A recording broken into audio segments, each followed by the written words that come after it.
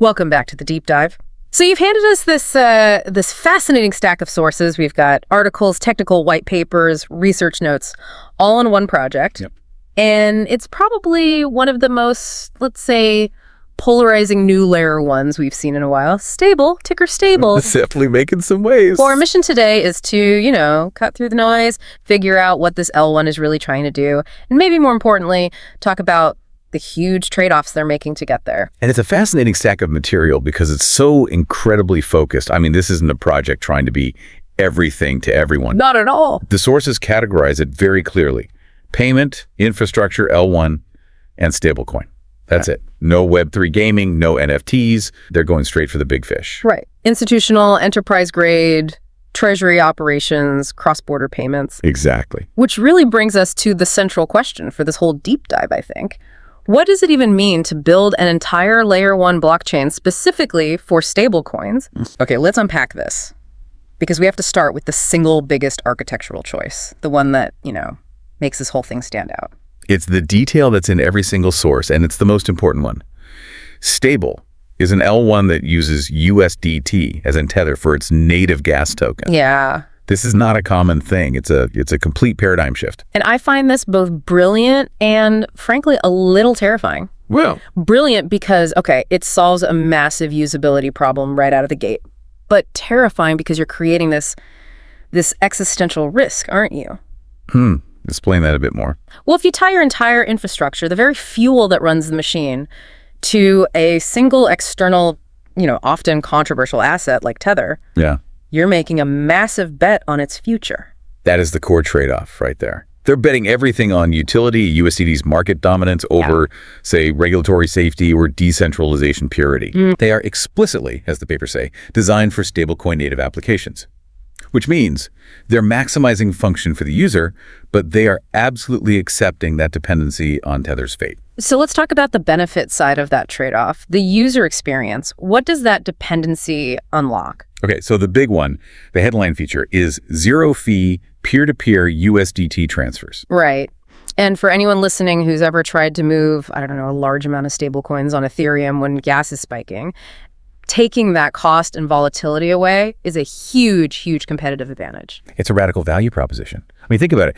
Most L1s, they require you to hold a separate volatile token, ETH, SOL, AZEK, whatever it is. Just to do anything. Just to do anything. Stable just gets rid of that step. You hold USDT, you spend USDT, you transact in USDT. For a business, that just streamlines the entire operation. But wait, if the user isn't paying gas in some native, maybe inflationary token, how is the network secured? Who's paying the validators? Doesn't that create some kind of centralization risk? Yeah. Or security hole? That's the critical question the sources make you ask, isn't it? Because while they advertise zero fee for peer-to-peer, that really implies the cost is being shifted, not eliminated. Oh, okay. Shifted where? Well, for their real target market, the institutional clients, the fees are likely handled differently. Maybe it's a batch transaction fee that the institution pays, or a subscription model for enterprise clients. Or maybe some kind of revenue capture from yield built into the protocol itself. Could be. So zero fee just means zero friction for you, the end user, sending from one wallet to another. The big clients, the ones enabling all this, are paying for that throughput and security somewhere else. That makes a lot more sense. Yeah, and that utility, it goes even deeper. It extends into the smart contract layer, and, here's where it gets really interesting. Go on. Stable supports smart contracts that operate directly in stablecoins. Okay, let's drill into that for a second. So for you listening, if you're a developer, what does that actually mean? Building on stable versus, traditional L1? It's transformative. Yeah. Especially for risk management. How so? On a traditional L1, right, if you're building a lending protocol, your collateral is probably in stablecoins here. But your liquidation ratios, your calculations, they're all happening against a gas token that's fluctuating in value, like ETH. Which means you need complex accounting, oracles, constantly checking prices. Exactly. Hedging strategies. It's a mess. You're constantly calculating the value change between the stable collateral and the volatile platform token. So you're saying stable just removes that entire headache? Precisely. If everything, the debt, the collateral, the contract logic, even the gas is all denominated in USDT, This system becomes incredibly simple. You're just focused on the financial function, lending, borrowing. You don't have to worry that a 15% swing in the platform's own token is going to cause a cascade of liquidations that shouldn't have happened. It's a huge reduction in complexity. And audit risk. Enormous. For enterprise-level apps that just want financial utility, it's incredibly compelling. Okay, so that specialization is powerful for their target market. But enterprise isn't local, it's global. It's about moving huge sums across different chains securely. How does Stable do that? This is where the sources point to their proprietary solution. They call it the USDT Zero mechanism. USDT Zero. Yeah. And the goal is to facilitate cross-chain USDT transfers without relying on traditional bridges. And avoiding bridges that's a big deal for institutional clients. Right. It's essential. I mean, historically, bridges have been the single biggest point of failure and attack in crypto. Billions lost. Billions. They lock an asset on one chain, mint a wrapped version on another. It's just a huge honeypot with massive smart contract risk. For a treasury moving, 8 or 9 figures, that risk is just unacceptable. So what's the alternative? How does USDT Zero work at a high level? The sources are a little technical, but think of it less like a bridge and more like an atomic settlement layer.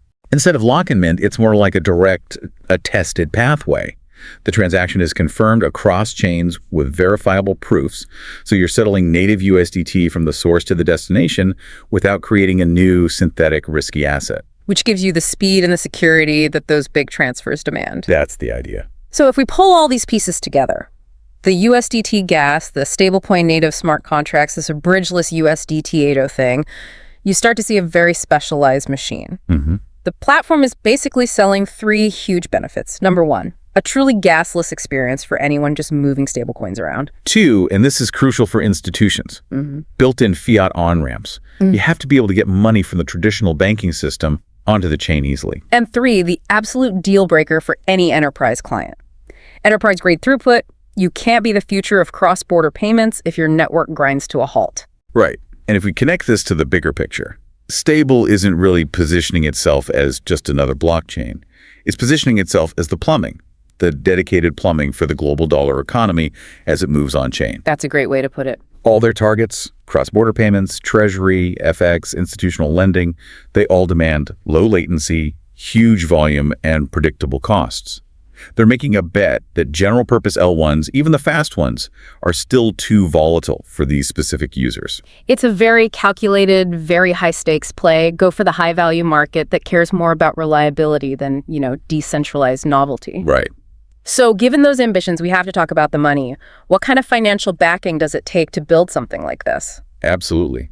Let's shift to the tokenomics and their financial footing. So the total supply of their native token, Stable, is capped at 10 million stable. 10 billion. Okay, so right away, that suggests they're aiming for mass distribution, not some kind of hyper-deflationary scarce asset. What about the initial funding? Well, the sources confirm a successful seed round was closed back in July 2025. Okay. And they raised $28,000. Wow. 28 million is a very, very substantial seed round. That shows some serious early confidence from institutional backers. It's a strong signal for sure. I mean, a seed round that large, typically you're selling, 10, 20% of the supply? That would imply an early valuation already well into the low to mid 9 figures. That's a strong start. It certainly is. And the sources also mentioned TBD raises to be determined for both June and September of 2025. So they're still actively fundraising? Looks like it. Probably moving toward a larger private or strategic round. I mean, building institutional-grade infrastructure is incredibly capital-intensive. Of course.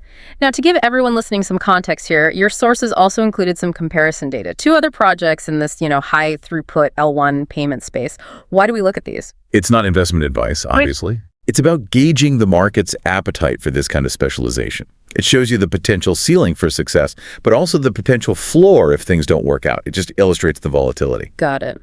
Okay, let's start with the first one. Plasma, ticker XPL. Okay, so Plasma has seen some real success. The current ROI is listed at 3.45x, a respectable return. Not bad. But the really interesting number is its all-time high ROI. That hit 33.6x. 33x. Wow. Okay, so that shows you just how much capital can pour into one of these projects when the market believes it has a real edge. Absolutely. But now for the counterpoint. Velo, ticker VELO. Okay. Its current ROI is listed at 0.12x. Oof. So it's trading at, what, 12 cents on the dollar from its initial price? That suggests some major struggles with adoption or execution? That's the floor. That's Yeah. the risk. But look at its all-time high ROI. It's an astronomical 45.8x. Market madness. It's just, it shows that even projects that struggle long-term can have these insane speculative peaks. Driven by hype. Hype, a brief narrative win, whatever. For a project like Stable, this is the lesson. Innovation brings attention and money, but your long-term value comes from actually executing and onboarding those institutions. The market for this stuff is volatile and pretty unforgiving. And completely nonlinear. It really grounds that $28 million seed round. That's just step one. The real test is starting now. Which brings us to our wrap-up. We've gone through the tech, the USDT gas, the zero-fee transfers, that USDP Vera mechanism, and the strong financial start. At its core, Stable is trying to be the definitive, non-volatile payment rail. It's carving out a whole new category of L1, one that's all about institutional utility. So what does this all mean for you listening at home? I think the core takeaway is that Stable is a bet on specialization, speed, stability. They're not trying to be everything to everyone. They're just trying to be the absolute best way to move stable value around the globe. And we know when the public experiment really begins. The sources list the TGE, the Token Generation event, for December 8, 2025. December 8th. That's the date it moves from paper to the real world. That is the date to watch. So finally, let's go back to that trade-off we started with, the risk. The fact that Stable has tied its entire fate to USDT. Now that we've seen the architecture, here's the final provocative thought we want to leave you with. Stable's success depends on USDT not just staying stable, but also staying globally accessible and compliant. Right. So, what happens if a competing, fully regulated digital dollar a CBDC from a major government maybe emerges and gets institutional traction faster than Stable can? Does the very specialization that makes Stable so powerful today suddenly become its fatal vulnerability tomorrow, leaving it built on an asset that institutions are forced to shun for a more politically safe alternative? That is the ultimate dependency question, isn't it? If the asset you specialize in becomes obsolete, your whole infrastructure is just a ship with no fuel. The essential downside of extreme specialization. Exactly. Something to think about. Thank you for joining us for the deep dive. We hope this has been your shortcut to being well informed.